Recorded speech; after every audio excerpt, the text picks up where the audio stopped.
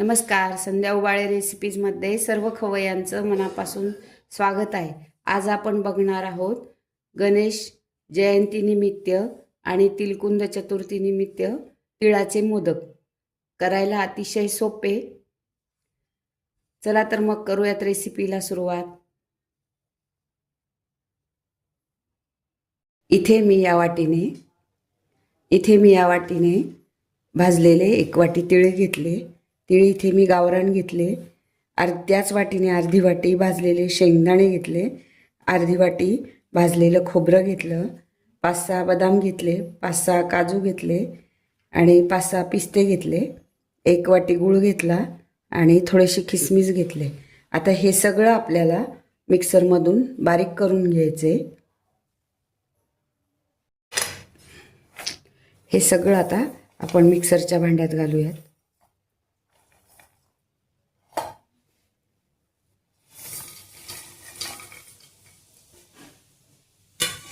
आणि याला बारीक करून घेऊयात. हे आपलं छान बारीक झालेलं आहे.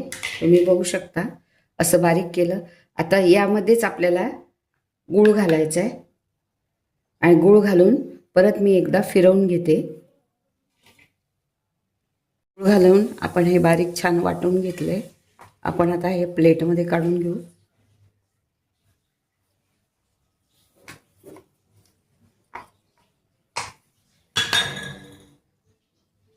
यामध्ये आता आपण गरम केलेलं 2-3 चमचे तूप घालूया आणि आता याला मिक्स करून घेऊ. हे छान मिक्स करून घ्यायचे.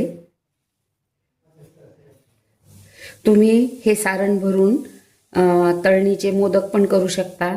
त्याची पारी गव्हाचं पीठ, रवा, थोडंसं तुपाचं मोहन, कडक मोहन असं घालून पीठ मळायचं आणि हे सारण भरून मोदक करायचे. खूप छान होतात.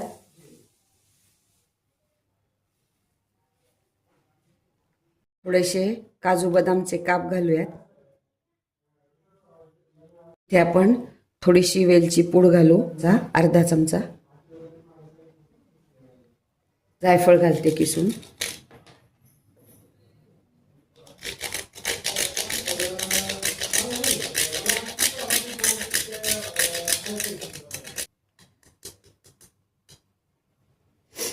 हे मिक्स करून घेऊ.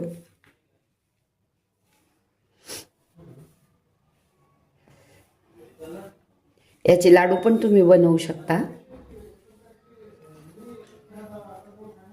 थोडंसं याला तुपाचा हात लावून घेऊ. हे आपलं छान मिक्स झालेलं आहे. आता साच्याने छान असे मोदक बनवूयात.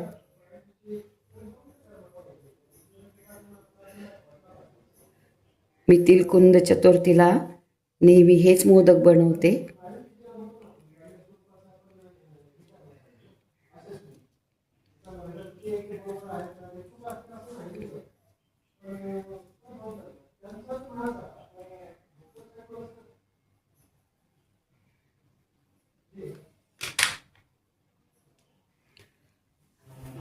असे छान मोदक आलेले आहेत.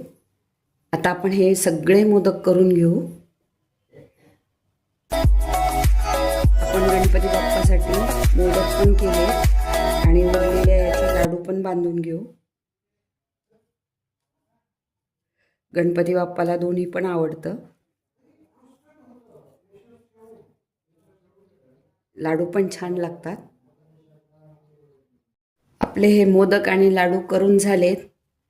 तुम्हाला कसे वाटले कमेंटमध्ये मला नक्की सांगा.